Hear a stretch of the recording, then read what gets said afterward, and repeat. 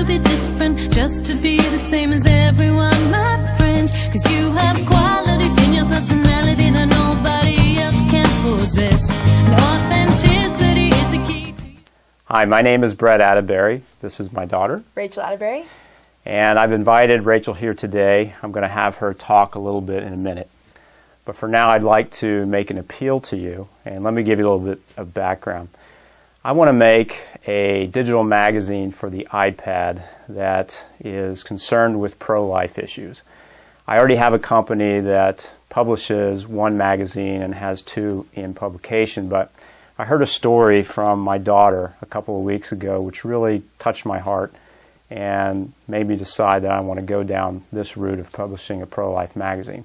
Haven't exactly decided what we're going to call the magazine yet, but the magazine will be concerned, of course, with pro-life issues, what's going on out there in the field, what pro-lifers are doing, but also will have a very important element about education.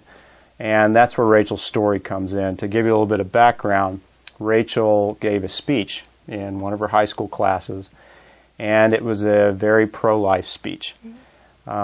I was happy to hear, one, that the teacher actually let you do it, because Rachel attends a public school. But also, I was also happy to hear the reaction that you got from some of the students. But then in days following that, it seems a lot of people are coming up to you, a lot of students. So we're talking kids that are 15, 16, 17 years old. And they just really don't know a lot about pro-life and why you're pro-life. You've had a chance to talk to them about that. But it made me realize that so much, especially in the United States, but I would say probably around the world, so much of our younger generation just accepts the pro-abortion position without really questioning it. Because here in the United States, probably because it's legal and there may be other reasons, but they just don't know. Like, you've been educated to be pro-life, so you know the reasons and how to defend that. But it made me realize there's such a lack of education among teenagers. So why don't you tell us a little bit about that speech and some of the things that happened to you afterwards. Well, the speech started out, it was just me talking about how I thought my beliefs were and all the facts that people usually think when they think of abortion or pro-life or pro-choice.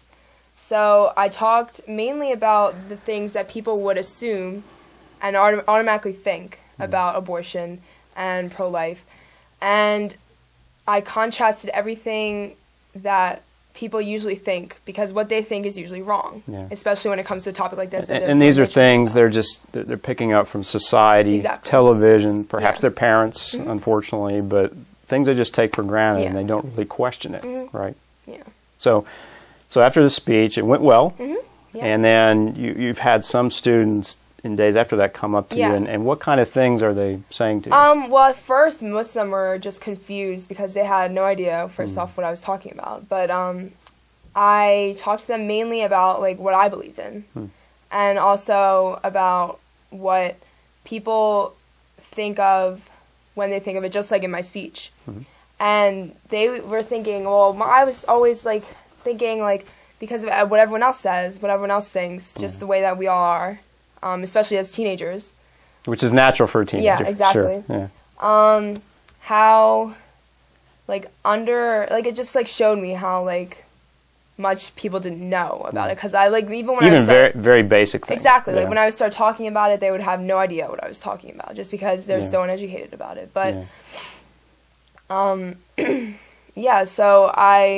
a couple of my friends actually came up to me and asked me about, like, what I believe in and, like, what I do to, like, support and, like, questions that people usually don't like getting into it. It's, like, a very sensitive topic, especially when it comes to, like, teenagers, because not so many, but it's so common to have a teen mom or an abortion, like, in our society today.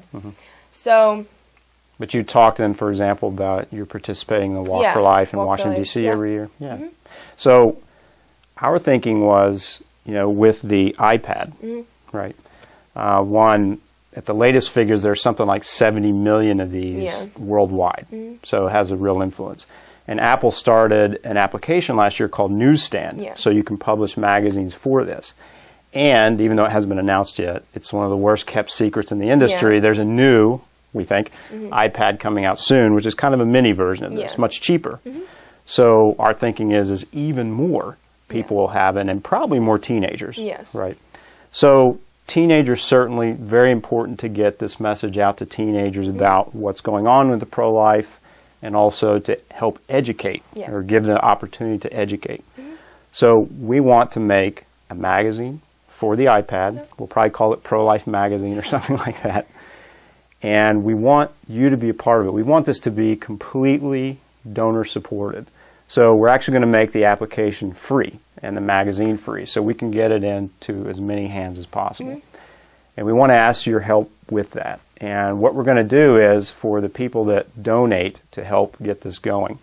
So if you donate anything at all, which we'd be very appreciative of, your name will be in the first edition of the magazine. And then you can see on this page there's an amount that if you donate, you will be one of our founding donors, and your name will be on every issue of the magazine going forward. Yeah.